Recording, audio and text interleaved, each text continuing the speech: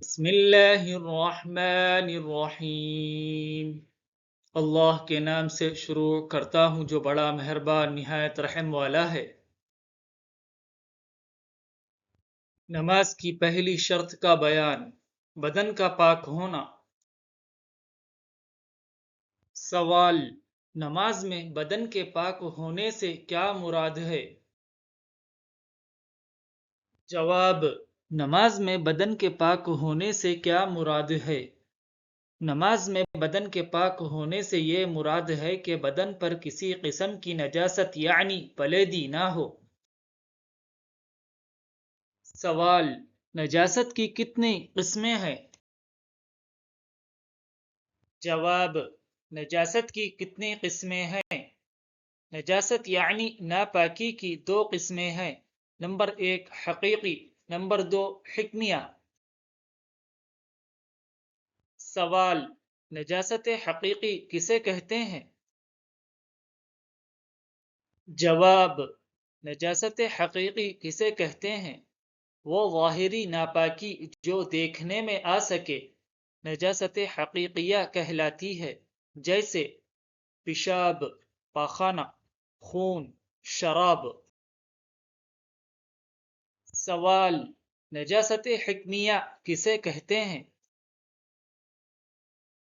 جواب: نجاست حکمیہ کسے کہتے ہیں؟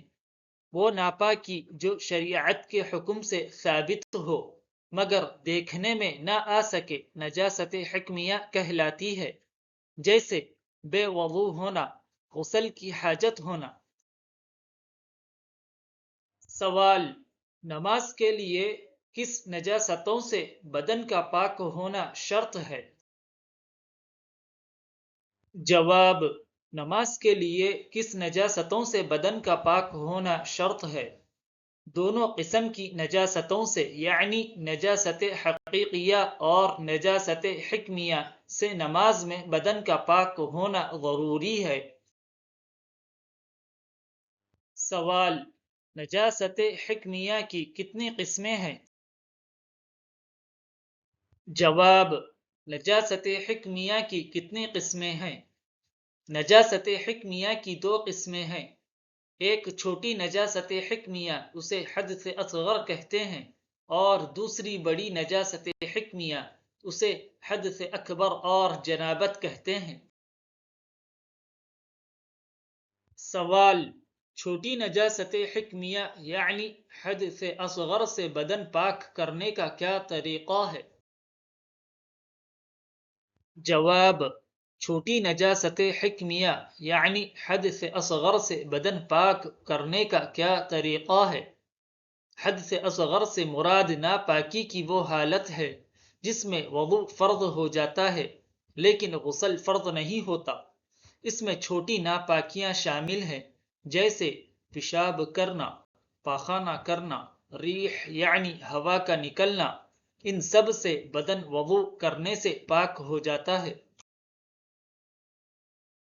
سوال: بڑی نجاست حکمیہ یعنی حدث اکبر اور جنابت سے بدن پاک کرنے کا کیا طریقہ ہے؟ جواب: بڑی نجاست حکمیہ یعنی حدث اکبر اور جنابت سے بدن پاک کرنے کا کیا طریقہ ہے؟ بڑی نجاست حکمیہ یعنی حدث اکبر یا جنابت سے بدن غسل کرنے سے پاک ہو جاتا ہے۔ سوال: نجاست حقیقیہ کی کتنی قسمیں ہیں؟ جواب: نجاست حقیقیہ کی کتنی قسمیں ہیں؟ نجاست حقیقیہ کی دو قسمیں ہیں۔ نمبر 1 نجاست غلیظہ، نمبر 2 نجاست خفیفہ۔ سوال: نجاست غلیظہ اور نجاست خفیفہ کسے کہتے ہیں؟ جواب: نجاست غلیظہ اور نجاست خفیفہ کسے کہتے ہیں؟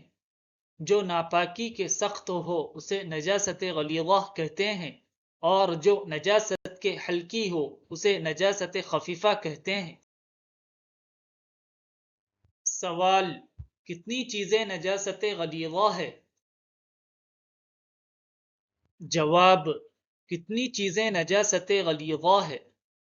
آدمی کا پیشاب، پاخانہ اور جانوروں کا پاخانہ، اور حرام جانوروں کا پیشاب، اور آدمی اور جانوروں کا بہتا ہوا خون، اور شراب اور مرغی اور بدخ کی بیٹ نجاست غلیظہ ہے۔ سوال: نجاست خفیفہ کیا کیا چیزیں ہیں؟ جواب: نجاست خفیفہ کیا کیا چیزیں ہیں؟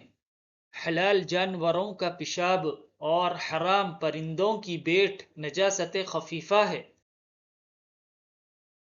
سوال: نجاست غلیظہ کس قدر معاف ہے؟ جواب: نجاست غلیظہ کس قدر معاف ہے؟ نجاست غلیظہ اگر گاڑھے جسم والی ہے جیسے پاخانہ تو وہ 3.5 ماشا ایک وزن تک معاف ہے، اور اگر پتلی ہو جیسے شراب پیشاب تو وہ 1 انگریزی روپیہ کے پھیلاؤ کے برابر معاف ہے۔ معاف ہونے کا مطلب یہ ہے کہ اگر اتنی نجاست بدن یا کپڑے پر لگی ہو اور نماز پڑھ لے تو نماز ہو جائے گی مگر مکروہ ہوگی، اور قصداً اتنی نجاست بھی لگی رکھنا جائز نہیں۔ سوال: نجاست خفیفہ کتنی معاف ہے؟ جواب: نجاست خفیفہ کتنی معاف ہے؟ 1/4 کپڑے یا 1/4 بدن کے عضو سے کم ہو تو معاف ہے۔ سوال: نجاست حقیقیہ سے کپڑا یا بدن کس طرح پاک کیا جائے؟ جواب: نجاست حقیقیہ سے کپڑا یا بدن کس طرح پاک کیا جائے؟ نجاست حقیقیہ چاہے غلیظہ ہو یا خفیفہ، کپڑے پر ہو یا بدن پر، پانی سے 3 بار دھو لینے سے پاک ہو جاتی ہے۔ کپڑے کو 3 دفعہ نچوڑنا بھی ضروری ہے۔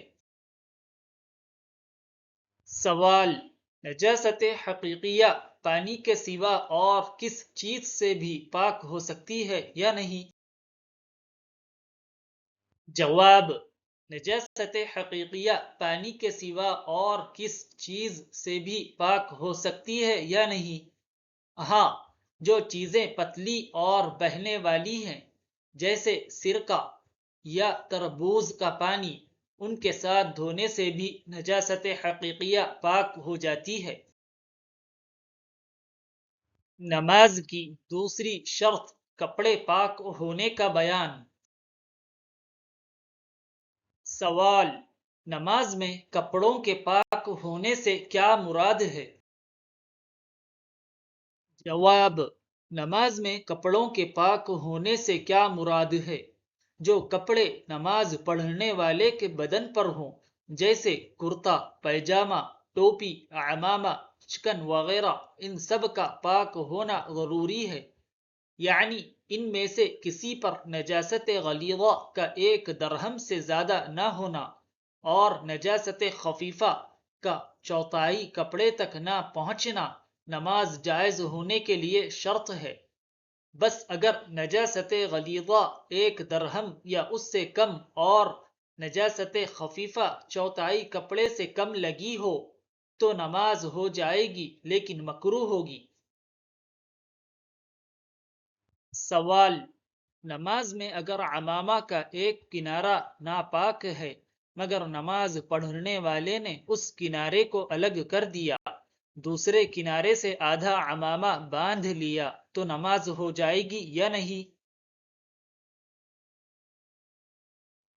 جو کپڑا نمازی کے بدن سے ایسا تعلق رکھتا ہو کہ اس کے حرکت کرنے سے وہ بھی حرکت کرے، ایسے کپڑے کا پاک ہونا شرط ہے۔ بس اس صورت میں نماز نہ ہوگی کیونکہ نمازی کے ہلنے سے عمامہ ضرور ہلے گا۔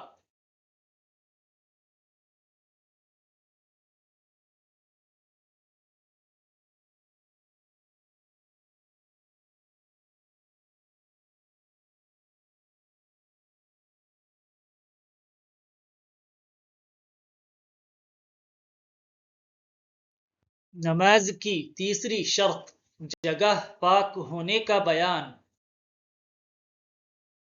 سوال: نماز میں جگہ پاک ہونے سے کیا مراد ہے؟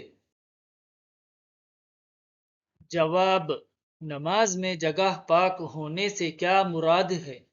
نماز پڑھنے والے کے دونوں قدموں اور گھٹنوں اور ہاتھوں اور سجدے کی جگہ کا پاک ہونا ضروری ہے۔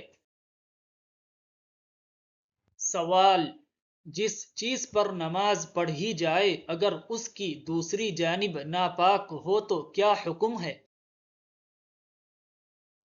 اگر لکڑی کے تختے یا پتھر یا بچھی ہوئی اینٹوں پر یا کسی اور ایسی ہی سخت یا موٹی چیز پر نماز پڑھی اور اس کا رخ جس پر نماز پڑھی پاک ہے تو نماز ہو جائے گی، دوسرا رخ ناپاک ہو تو کچھ حرج نہیں، اور اگر پتلے کپڑے پر نماز پڑھی اور اس کے دوسرے رخ پر نجاست تھی تو نماز درست نہ ہوگی۔ سوال: نماز میں اگر کپڑا دوہرا ہو اور اوپر والا پاک نیچے والا ناپاک ہو تو کیا حکم ہے؟ جواب: اگر یہ دونوں آپس میں سلے ہوئے نہ ہو اور اوپر والا اتنا موٹا ہو کہ نیچے کی نجاست کی بو یا رنگ معلوم نہ ہوتا ہو تو نماز جائز ہے، اور اگر دونوں تہیں کپڑے کی سلی ہوئی ہیں تو احتیاط یہ ہے کہ اس پر نماز نہ پڑھیں۔ سوال: ناپاک زمین یا کپڑے یا فرش پر پاک کپڑا بچھا کر نماز پڑھ لے تو کیا حکم ہے؟ جواب: جبکہ اوپر والے کپڑے میں نیچے کی نجاست کی بو یا رنگ ظاہر نہ ہو تو نماز جائز ہے۔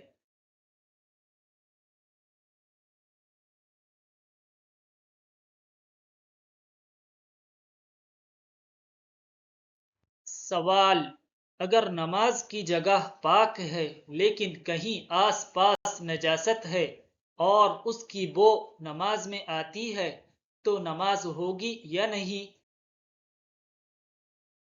جواب: نماز ہو جائے گی لیکن قصداً ایسی جگہ پر نماز پڑھنا اچھا نہیں۔ نماز کی چوتھی شرط سطر چھپانے کا بیان۔ سوال: نماز میں سطر چھپانے سے کیا مراد ہے؟ جواب: مرد کو ناف سے گھٹنے تک اپنا بدن چھپانا فرض ہے۔ یہ ایسا فرض ہے کہ نماز کے اندر بھی فرض ہے اور نماز کے باہر بھی فرض ہے، اور عورت کو سوائے دونوں ہتھیلیوں اور پاؤں اور منہ کے تمام بدن ڈھانکنا فرض ہے۔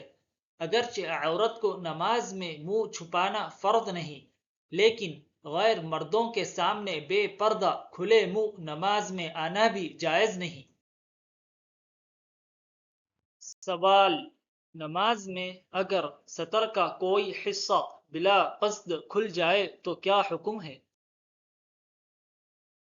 جواب: نماز میں اگر چوتھائی عضو کھل جائے اور اتنی دیر کھلا رہے جتنی دیر میں 3 بار سبحان ربی العظیم کہہ سکے تو نماز ٹوٹ جائے گی، اور کھلتے ہی فوراً ڈھانک لیا تو نماز صحیح ہوگی۔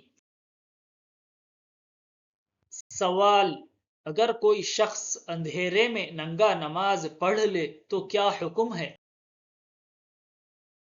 جواب: اگر کپڑا ہوتے ہوئے ننگے بدن نماز پڑھی تو اندھیرے میں ہو یا اجالے میں نماز نہ ہوگی۔ سوال: نماز کے لیے اگر کسی کے پاس بالکل کپڑا نہ ہو تو کیا کرے؟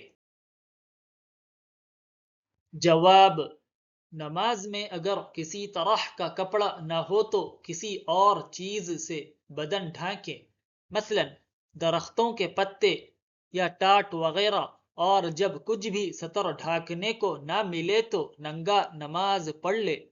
لیکن اس حالت میں بیٹھ کر نماز پڑھنا اور رکوع اور سجدے کو اشارے سے ادا کرنا بہتر ہے۔